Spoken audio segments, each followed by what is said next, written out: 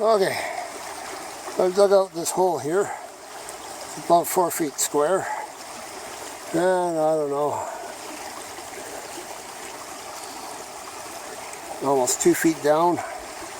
And you can see the water level here is a lot lower than the creek.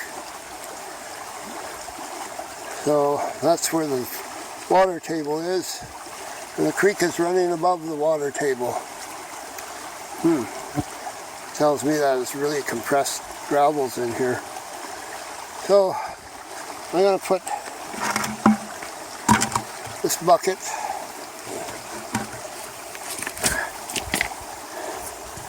in there,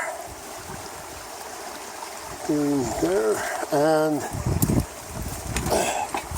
the classifier is going to go on the bucket, like so.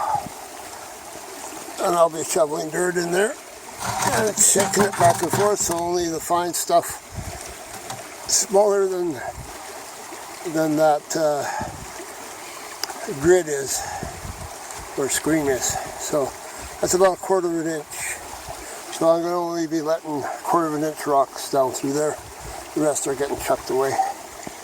And I want the water to be a little higher than this bucket in that hole, because that's where I'm putting them both. That's why I dug it down so deep. And I'm going to raise the water, because if the bucket is still too high, make sure you fill the bucket up with water when you set it in there. I forgot, and I tried to put some gravel in the classifier to hold it down, and it just flipped right upside down on me. But put water in the bucket, and then put some gravel in there. So I've got to raise the water level at least 3-4 inches, so that it's level with the top of the bucket, or even a little above. So I'm going to do that. By the way, I've done a few test pans while I was digging this hole, and I haven't found one speck of gold yet.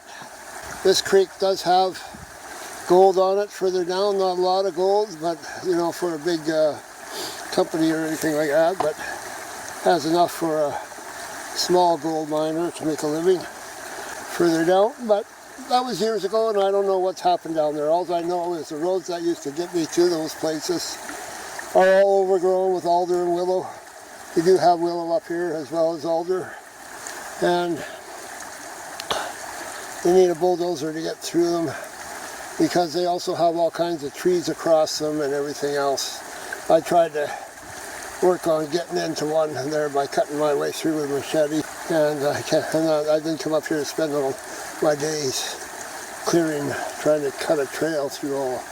And then that was like about all the roads here to get in. The nearest one comes in probably about 1.5 kilometers before it turns into all alder, and the other ones get anywhere from 4 kilometers or 4 kilometers of alder to the 1.5 alder. There's about 3 or 4 ways to get to this creek. This is the only one that gets to it, but it's way up at the top end of the creek, and nobody's even staked a claim up here before or worked. All I need is a little bit to keep me happy. Like I say, around 1 ounce a week or every 2 weeks is good enough for me. Okay, so got my little ditch done.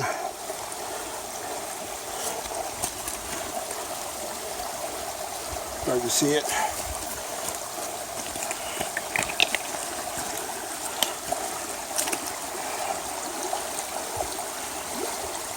And we'll let it slowly fill up. Notice I dug it from this side of the creek, and not coming in from up there, or I would have pushed a bunch of the gravel I dug back into the hole. This way it's just seeping in from here, and it's not creating a very big force. So we're at 2 rings to go. I might have to speed up the progress a little bit. So you watch me work for a while, and I'm getting down to bigger rocks. So under those big rocks, hopefully there's going to be the gold layer.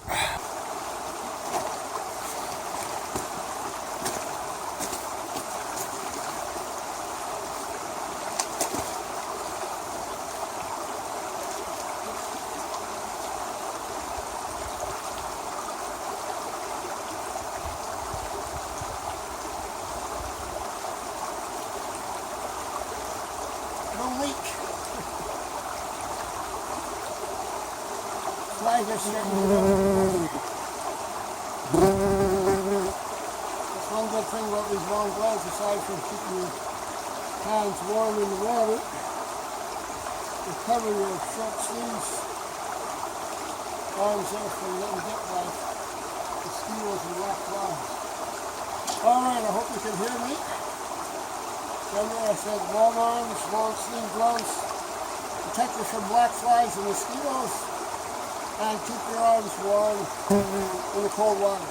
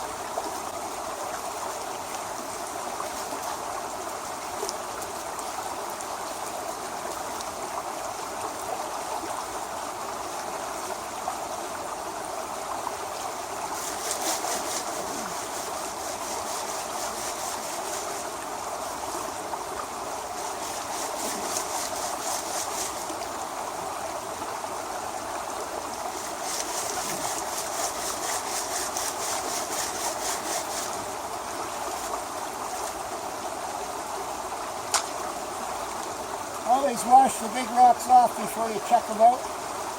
Sometimes there's a little mud on them with some gold stuck to them. So wash them off. That's why I splash water like that, to wash them off.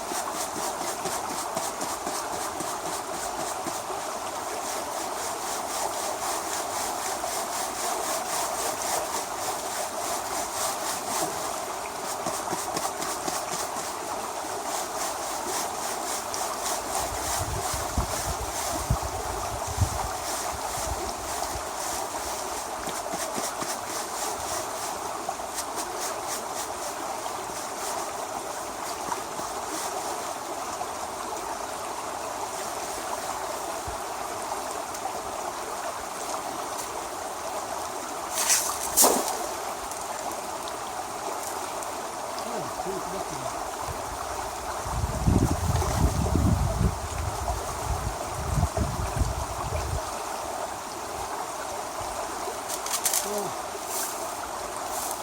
Oh, no big nugget.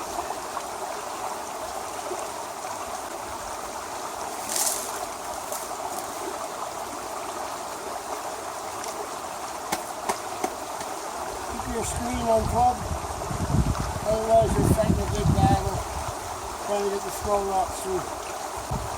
How long is this bucket?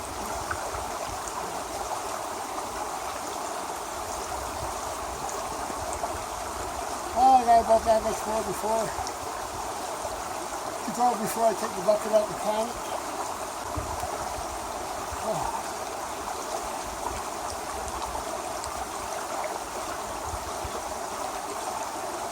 Oh yeah, that's enough.